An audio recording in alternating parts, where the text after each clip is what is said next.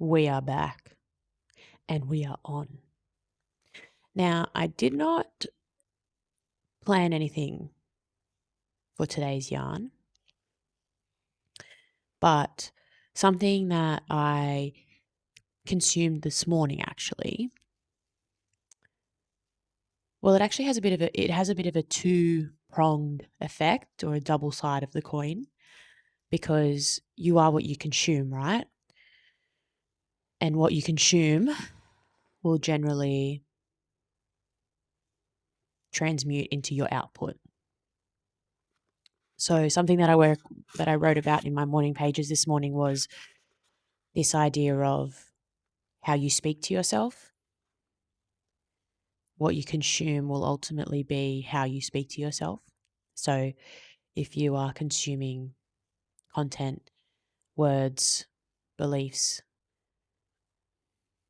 stimuli that is positive in nature, that it generally has a more happy, uplifting, encouraging outlook or disposition or connotation, then that is going to lead to and have a positive impact on then your outlook, what you then put out. And this is so pivotal to how we go about our day, how we see the world, how we see ourselves, right? Because how you interact with the world is generally a reflection, a mirror for how you see yourself. So if you talk to yourself like, I'm shit, I'm not smart, I'm not strong enough, and all of these things that surround not being enough, then generally you are going to think, believe, feel as though the world around you and everybody else in your world that you relate with is not enough. So I wrote about that in my morning pages this morning. And as the double side, the other side of the coin, part of my consumption in the morning that I really am quite steadfast in, I'm quite diligent and I'm quite strict with this, is that my screen time in the morning, especially in my first hour or even sometimes my first 2 hours of the day, is nothing that is going to be derailing for me. It's all going to be positive. It's all positive brainwashing. It's all affirmations. It's all things that I can consume that remind me of one, who I'm becoming, who I want to be, how I want to show up, and how I can be open to receive more. Because the problem is not necessarily that you're not ready for it. The problem isn't necessarily that it's not there available to you. Sometimes the barrier or what's holding you back is the version of you that is not ready to receive it. Sometimes it's actually the version of you that believes you're not worthy of it. Sometimes it's actually that you haven't created space. You are holding on to things that are unhelpful or unhealthy, and those are taking up the space that could be for the version of you that has everything you've ever asked for. So I would start there. If there are things that you think you want, that you desire, that you dream of, that you have aspirations for, and as a side note, two days ago, actually it might have even been one day, yesterday, I did a recording and the audio did not record because I connected my mic, which, double side note, I feel so much better, way less cringy holding my mic now. And that is maybe a week ago that I spoke about that. So, reps in when you're starting a new habit, when you're trying to change an aspect of your identity and how you show up, it's not about how long, it's actually about how many reps. So, you can think about it like a path or like a forest. And if an animal walks the same path in the forest, if they do it once, the path hasn't there's no real change to the path. If they do it twice, the grass and the things on the floor start to move in a way, or they start to adjust in a way that shows that someone has been walking there multiple times. So think about an animal that wanders through the same track every single day, sometimes 2 times a day for 100 days. How much more defined is that track going to be than if they had only done it once? That is how your brain works.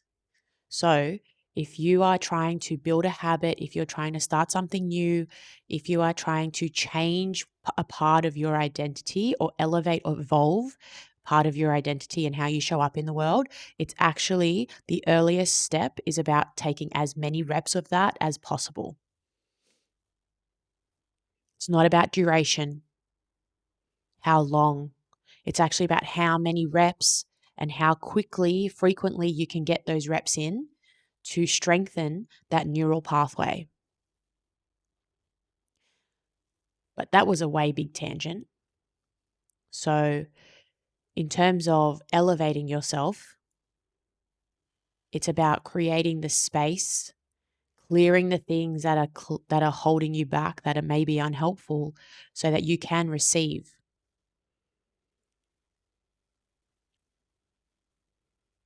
Everything you've ever wanted is on the other end of stepping into something that makes you feel a little bit uncomfortable, maybe a lot uncomfortable, makes you feel a little bit scared or a lot scared, makes you feel a little bit vulnerable, maybe a lot vulnerable or insecure. But if nothing changes, if you decide not to change, then nothing is going to change. You have to be the one to take the step. And sometimes that involves 30 seconds of courage. It involves a bit of a F it mentality. And it also includes and involves a little bit of perseverance or a lot of perseverance.